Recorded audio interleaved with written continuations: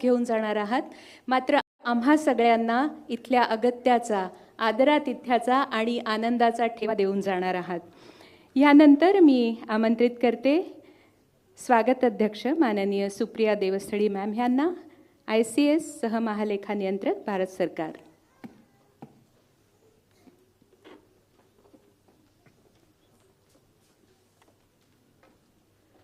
महाराष्ट्राचे मुख्यमंत्री माननीय श्री देवेंद्र फडणवीसजी, मराठी भाषा मंत्री श्री उदय सामंतजी, संमेलनाच्या अध्यक्षा आणि सर्व लेडी ऑफिसर्सना कायम दीपस्तंभासारख्या मार्गदर्शक वाटणाऱ्या लीना मेहेंदळे मॅडम, ज्या संमेलनाच्या अध्यक्ष पण आहेत, त्यानंतर संमेलनाच्या निमंत्रक विमला मॅडम, महाराष्ट्राच्या माजी पोलीस महासंचालक रश्मी शुक्ला मॅडम आणि बाकी व्यासपीठावरील सर्व मान्यवर, मराठी साहित्य, मराठी भाषा, मराठी संस्कृती या सर्वावर मनापासून प्रेम करणारे आपण सर्वजण आपल्यासमोर इथे उभं राहून काही दोन शब्द स्वागताध्यक्ष म्हणून बोलताना मला अतिशय आनंद होतो आहे आणि एक जबाबदारी पण असल्याचं माझ्या लक्षात येत आहे। ज्या वेळेला मी स्वागताध्यक्ष व्हावं संमेलनाचं अशी चर्चा व्हायला लागली, त्यावेळेला थोडासा गुगल सर्च केला की यापूर्वी स्वागताध्यक्ष कोण होते। तर नुकतंच जे गेल्या वर्षी अखिल भारतीय साहित्य संमेलन झालं होतं त्याचे स्वागताध्यक्ष कोण होते ते पाहिलं, त्याच्यानंतर आधीची लिस्ट पाहिली, मग लक्षात आलं की हे सर्व प्रामुख्याने राजकारणी मंडळी आहेत। तर आता आपण ह्या साहित्य संमेलनाचं स्वागताध्यक्ष व्हावं का अशी धडधड मनात आली आणि मगाशी म्हटल्याप्रमाणे आम्ही दिल्लीत असतो त्यामुळे बऱ्याच गोष्टींचा विचार करायला लागतो, परंतु मग मी असा विचार केला की हे महिला शासकीय अधिकाऱ्यांचं साहित्य संमेलन असल्यामुळे त्याच्या स्वागताध्यक्ष ही सुद्धा महिला आणि शासकीय अधिकारी असायला हरकत नसावी असा विचार करून ही जबाबदारी स्वीकारली। कुठच्याही सार्वजनिक कार्यक्रमावर वेळेच्या मर्यादा असतात की उगाच जास्त भाषण करणं योग्य नाही, त्यामुळे मी आज स्वागताध्यक्ष म्हणून दोन मुद्दे इथे आपल्या सर्वांसाठी आणि प्रामुख्याने ज्या महिला अधिकारी इथे उपस्थित आहेत, ज्या वेगवेगळ्या प्रकारे अभिव्यक्ती करत असतात त्यांच्यासाठी मांडणार आहे। एक काळ असा होता ज्या वेळेला प्रशासन ही एक मायबाप सरकार अशा प्रकारची दृष्टी होती आणि लोकांचं सुद्धा सरकार आणि सरकारकडून मिळणाऱ्या सर्व सोयी सवलती सुविधा म्हणजे यासाठी लोक सरकारवरच अवलंबून होते। गेल्या काही वर्षात 20-25 वर्षांमध्ये प्रशासन हे अधिकाधिक लोकाभिमुख व्हायला लागलेलं आहे आणि ज्याला आपण एनेबलिंग इकोसिस्टम असं म्हणतो की पूरक व्यवस्था निर्माण करणं, मग त्या दळणवळणाच्या व्यवस्था असू देत किंवा इतर कुठच्याही व्यवस्था असू देत, सार्वजनिक हेल्थ केअर असू दे, तर अशा प्रकारची पूरक व्यवस्था एनेबलिंग इकोसिस्टम उभारणं अशा प्रकारची प्रशासनाची भूमिका गेल्या काही वर्षांमध्ये व्हायला लागलेली आहे।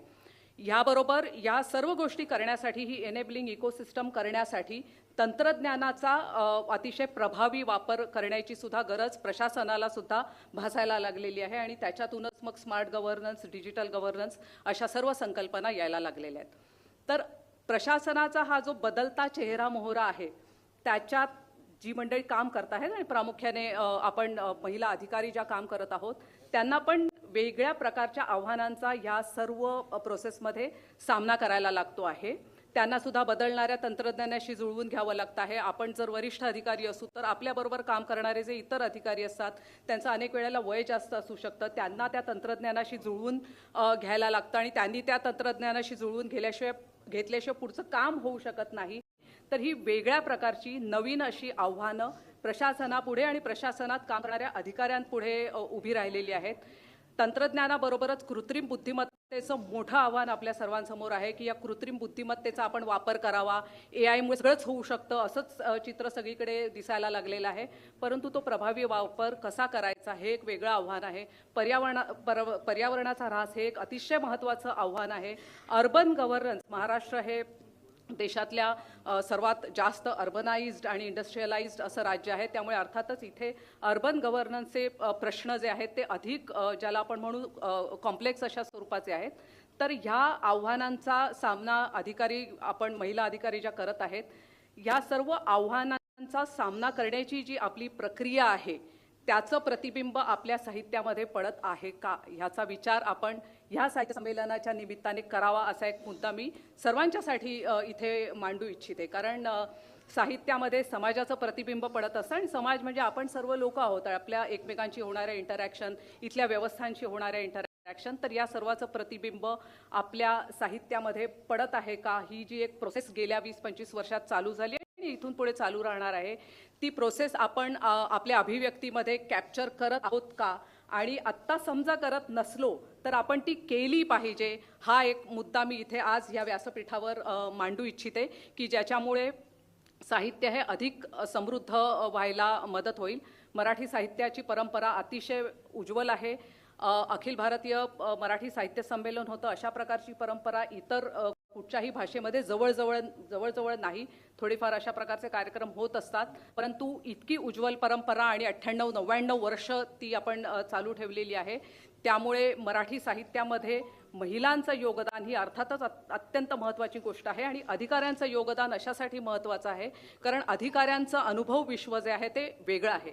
इतर साहित्यिक असतील, इतर प्रोफेशनमधली माणसं असतील, त्यांच्यापेक्षा अधिकाऱ्यांचं साहित्य विश्व हे अनुभव विश्व हे वेगळं आहे आणि त्याचं प्रतिबिंब साहित्यामध्ये पडलं पाहिजे. कारण त्याच्यामुळे प्रशासनाबद्दल सुद्धा लोकांना माहिती मिळायला मदत होईल.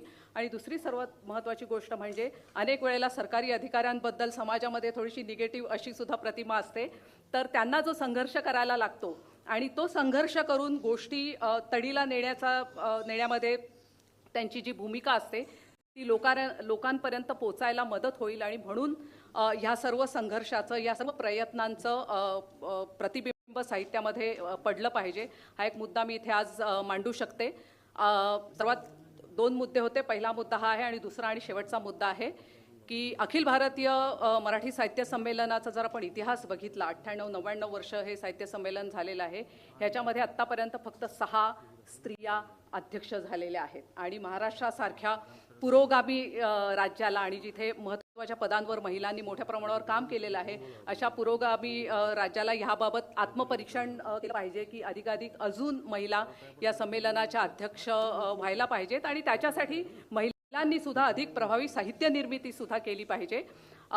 हे संमेलन जे आहे, हे व्यासपीठ आहे, ही एक सुरुवात आहे असं मी मानते. महाराष्ट्राच्या साहित्यिक, सामाजिक आणि सांस्कृतिक इतिहासामध्ये सुवर्णाक्षरानं नोंद व्हावी असा हा सोहळा आहे आणि ही परंपरा इथून पुढे सुरू राहिली पाहिजे आणि ह्याही परंपरेने शतकी कामगिरी केली पाहिजे असा आशावाद व्यक्त करते. मला इथे बोलण्याची संधी दिली त्याबद्दल धन्यवाद.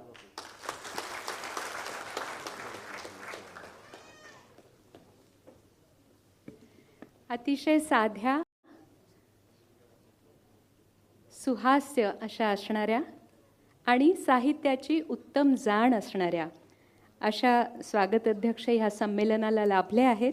हे आपण सर्व महिलांचं भाग्य आहे.